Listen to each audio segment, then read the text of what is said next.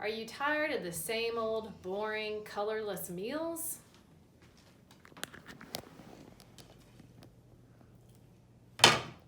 Are you kidding me? A frozen burrito? We have these all the time. Really? Not you again. How about try adding a little color to your plate?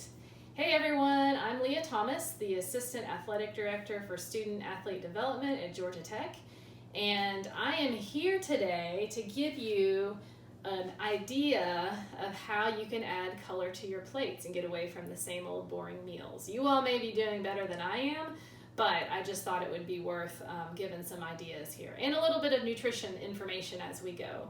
So full disclaimer here, I am not a chef, I am a dietitian, and so all of you chefs out there, just don't cringe as I do this. I didn't go to culinary school, but I have a few basics to cover here. So what I want to talk about today is prepping vegetables.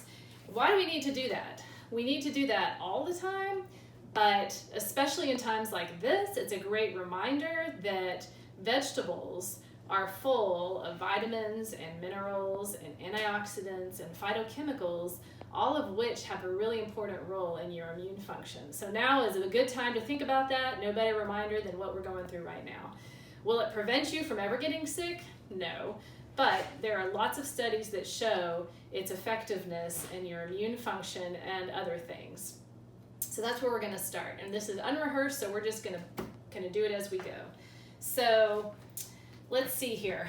Another thing that I was going to mention is that I have two different colors here. I have green and orange. I have broccoli, I have carrots, and I have Brussels sprouts. But the more color that you can add to your plate, the better off you're going to be with fruits and with vegetables, because they are their colors because of what's in them. So what is in the carrots differs from what is in the broccoli, for example. So the more you can think about variety and color, the more that you are ensuring you're giving your body a variety of the nutrients there. So I'm going to talk about 4 different ways to prep vegetables pretty easily. The 4th one is my favorite and the one that I will actually do for you today. So the first way we'll look at is with a skillet. Not going to fry them, which is what you do in a skillet often, but all we're going to do simply is take the cooking spray. I won't because I'm not going to, but we would spray the bottom of the pan just lightly, or you could drizzle a little bit of olive oil in the bottom for the non-stick purpose. You would take your vegetables chopped up like this. Maisie Ruth, come on over. By the way, shout out to my camerawoman, Maisie Ruth, my oldest daughter. You want to say hello? Hi. Okay, so we taken my vegetables chopped up like this in edible portions, and we would just put them in the skillet on the cooking spray, turn the oven, or the stove top here, on a pretty low temperature, because you don't want to get them hot. You just want to get them warm and slowly warm and steam them. You put the lid on and you let it go. Here's one thing I'll point out. These vegetables are fresh, sort of. Came from a bag like that, or like that for the carrots or the Brussels sprouts. If you're doing it like that, fresh, you would take a little bit of water, just in a cup, a little bit of water, and pour it in the bottom of the skillet, so that's the water that will steam up and evaporate and create steam in your pan with the lid on to cook the vegetables inside. So that's what you would do with that. If you were to use frozen, which we do here in the Thomas household, the ice here in the vegetables will take care of the water piece, so you don't need to add water to that necessarily. Just put them straight in there as much as you want, and it will take care of itself, steaming. Another steaming way, if you have a microwave safe bowl with a lid, you could just pour the frozen vegetables into there, or fresh vegetables into there with a little bit of water on the bottom. Put it in your microwave like so, and just let it go. I would put it on usually for 3 or 4 minutes. Then I would take it out, open the lid, stir it up, put it back in, do it for another 2 or 3 minutes, just until it's cooked. You can tell by tasting it. Those are two really good ways. That's just steaming vegetables. There's no flavor added to them, so you may want to take your favorite seasoning, like maybe, oh, that's rosemary. Let's see. I have a good just Italian seasoning in here somewhere. That's just a mixture, Italian seasoning. You might sprinkle that on top, or you might put a little salt and pepper on top, maybe a little bit of butter. We are from the South after all, right? So it doesn't take a whole lot to flavor it up and make it tasty. So that's the steaming part. Another method that we sometimes use is boiling. You would just fill this saucepan up with water, probably about halfway up. Put your vegetables in, cover it up, put it on an oven or the stovetop, and you would turn the eye on to let it cook. Here's the thing about boiling. When you boil vegetables, some of the nutrients seep out into the water, and you actually lose some of that nutritional value in the water. You dump the water out and you just eat the vegetables, then they aren't quite as nutritious. You're not getting as much in them as you would if you were eating them from a steamed method or a roasted method, which is what we're gonna do next. So boiling is actually not a great idea for doing vegetables, just because you lose some of that, some of the good nutrition that we're after. One mention on frozen or bagged vegetables or fruit like this in their purest form, when it's just the vegetable or just the fruit, is that those vegetables are frozen when they are in their peak ripeness. And they have they are most nutritious, full of nutrients in their peak ripeness. They start to lose some of that when they become overripe, and they don't have all of that when they are underripe. So when they are at their peak ripeness is when they are frozen, like I showed you earlier, which means if cooked right, you are actually getting as nutritious of a product as if you were eating fresh vegetables or fruit. Some people prefer fresh, and that is fine. Some of you, many of you, like me and the Thomas family, have super busy lives. And so sometimes frozen, honestly, is easiest. And I know that I'm still giving my family a nutritious product when it is coming like that. So let's now do my favorite method, the Thomas family favorite here, which is roasting. So what I'm going to do, let's preheat the oven here on bake. Let's take it up to about 400. And we're gonna let it preheat while we get it ready. All right, so I'm spraying the bottom of the pan gently here. You can see this pan is very well loved. We use it a lot, could probably stand a new one.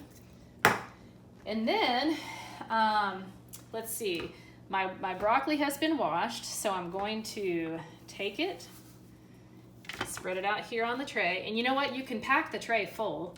You don't have to, I mean, it'll cook, it'll get good without, you can pack it more than that, but I'm just gonna do that much for right now. I'm gonna take my carrots. What I did was just take these baby carrots here, and I chopped them into child-sized bites so that when they're cooked, we can eat it and don't have to go around chopping vegetables on their plates. So I'm gonna put that there. All right, starting out with my rainbow. And then the Brussels sprouts. Over here, Maisie Ruth. I rinsed them. I rinsed those already. I'm gonna rinse these. Again, not a chef. This is just how I do it. Give me a little room here. All right. I chopped the bottom off. Nobody wants to eat that part. These are big, so I'm cutting them in half so that they cook easier. There's that one. Let me do two more.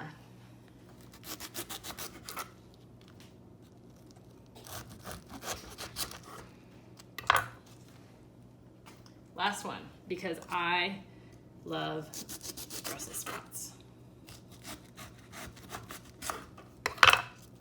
Okay, let's get these on the tray.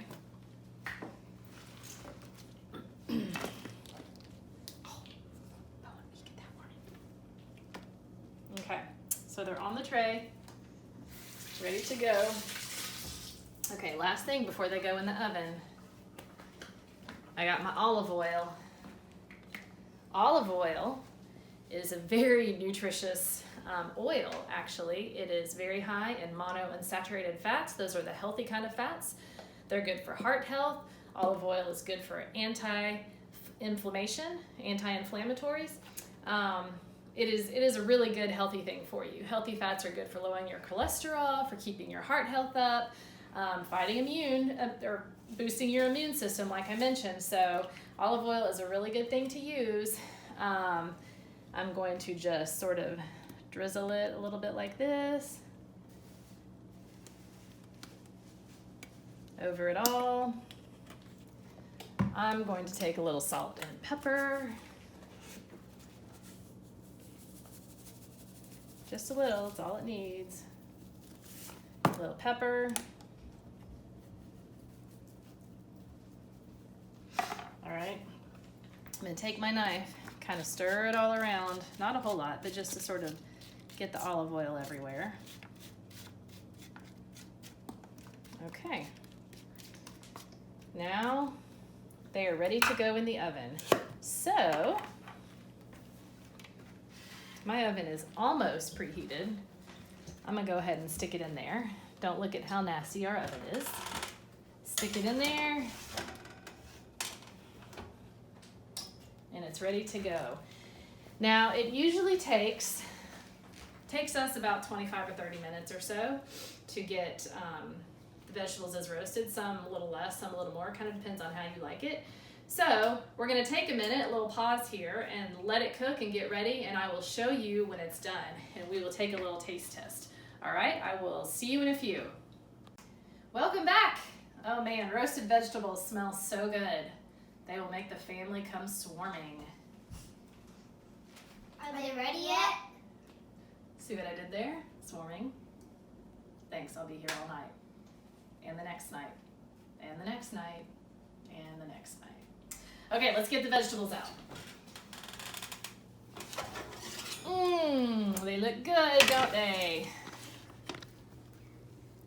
Alrighty, let's serve them up. There. These plates look a little better than those first plates they had, right? A goal when building your plate is to try to build half of it covered in colorful fruits and vegetables. These roasted veggies are something the whole family will enjoy.